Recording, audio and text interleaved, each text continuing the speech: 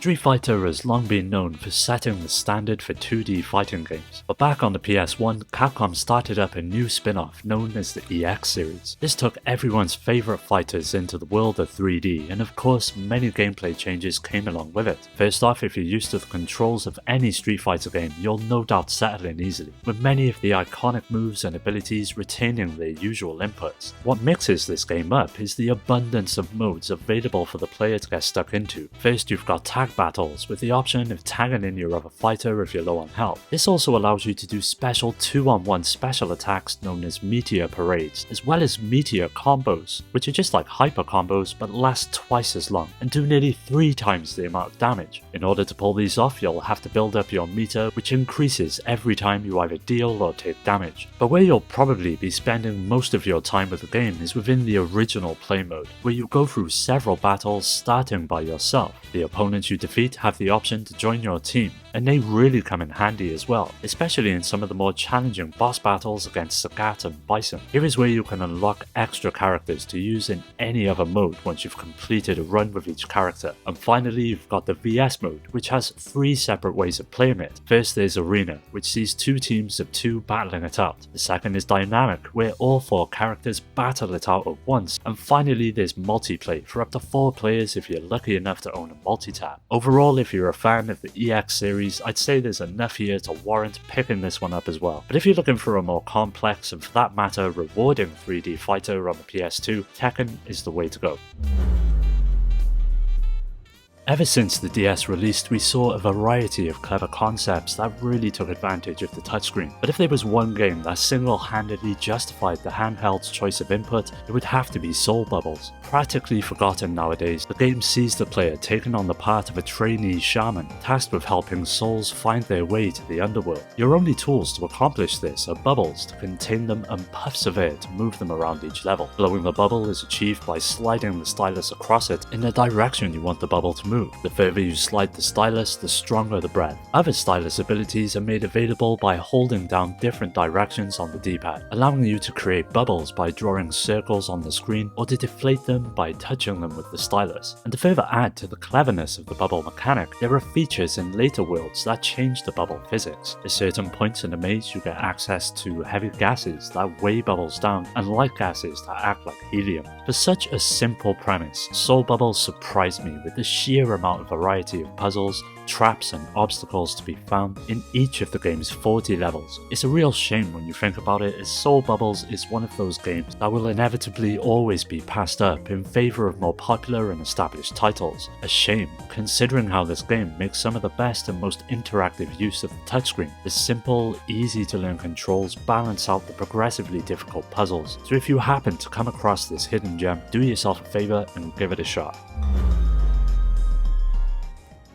Mortal Kombat was one of my go-tos whilst growing up. The fast and visceral fighting was always something that resonated with me and my brother, as we'd lose a serious amount of our childhoods trying to best each other in any way we could. Mortal Kombat Trilogy gives the player a rather large selection of characters, a character set so large, including every single one up until that point, all with their own special moves and abilities. But what every character can do, however, is a button combination or a few different ones that, when executed correctly, will perform a combo and deal some pretty deadly damage. This can often involve a lot of trial and error, but you'll be proud of yourself upon figuring them out, and devastating your enemies just never gets old. Of course, there's also a variety of finishing moves, ranging from the grotesque fatalities to the more tongue-in-cheek friendships and babalities that add a much-needed injection of humour to the game. Now, while Mortal Kombat Trilogy isn't exactly cutting edge, it does offer up some of the best visuals of any Mortal Kombat game on the PS1. Special moves come across without missing a beat, with other various visual effects coming into play as well, from screen flashing explosions to flowing blood. The solid frame rate keeps up with the fast moving action, and the fatalities are what they have been in previous MK games: bloody, violent and visually shocking. Quite often, Mortal Kombat Trilogy gets a bad rap for its seemingly unforgiving difficulty and cut content, but for me, who grew up playing the series and already had experience with the several mechanics in play, it's an absolute dream. Having nearly everything from the 3 games that was so prevalent in my childhood on one disc is just too hard to pass up. This is most certainly a must-have for any Mortal Kombat fan. You will not be disappointed.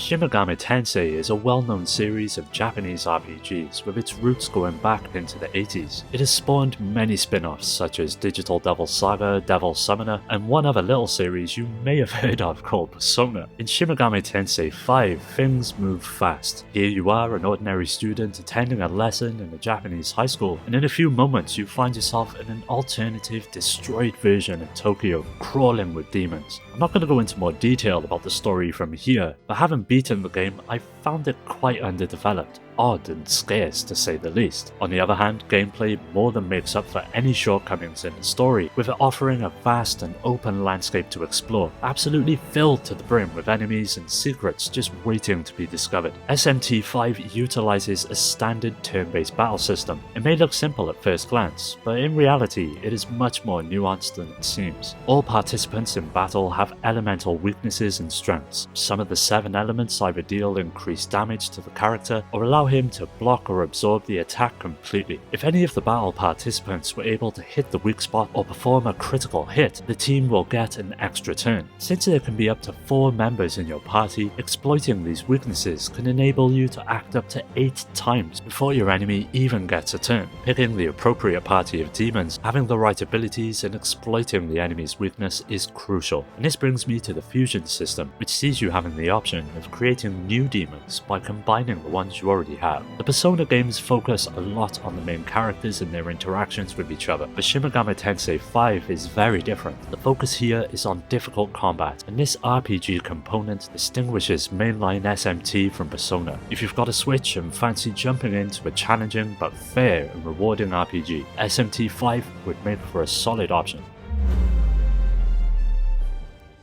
Shadow of Memories seems to be one of those love it or hate it kind of games, and I think a great deal of that is due to misconceptions people have before playing it. First of all, the game bears a striking resemblance to Shenmue, and also to puzzle-based graphic adventures. This game is neither. It involves mostly running from one plot sequence to the next, and the puzzles are quite easy, so it plays more like an interactive movie than anything else. The plot is very complex and centers around Ike, a man who's attacked in the streets and unfortunately loses his life, but is then reincarnated by a mysterious entity. Ike goes back in time with the aid of a device known as a digipad to prevent his own death and to find out his killer's identity. The game is actually very short. Your first playthrough will probably take you less than 4 hours, but there are 6 endings in all, A to E, and an extra ending you can get after obtaining all of them. This really helps pad out the replay value and warrants subsequent playthroughs, as each of the endings are just as interesting as the last. Visually, Shadow of Memories is a real looker. The character models are absolutely amazing, equaling and often surpassing those found in other games on the system. They're all fully motion captured, and little details like a stray strand of hair, eye tracking, and realistic facial expressions make the participants in the story come eerily close to seeming like real people. A cool gimmick is that the colour of the city and people besides Ike will change depending on the era. The Middle Ages are an antique looking amber, and the 1900s are done in straight black and white. These monochrome environments do well to give the alternate times an otherworldly feel. Overall, this is a beautifully executed, non-combative time travel adventure made by the team responsible for Silent Hill. It won't be for everyone, but if you like to take your time unraveling a complex and involved story, you can't go wrong with Shadow of Memories. Well, that does it for today's video. Keep an eye out for another part in my collecting series, as they'll be coming up soon, so don't forget to subscribe and hit that bell to get notified about new videos, which release every Tuesday and Friday. You can follow me on all of the socials to stay up to date, and also join my growing community on Discord to meet many like-minded gamers to continue the conversation with. I'd like to give a special shout out to my Patreon supporters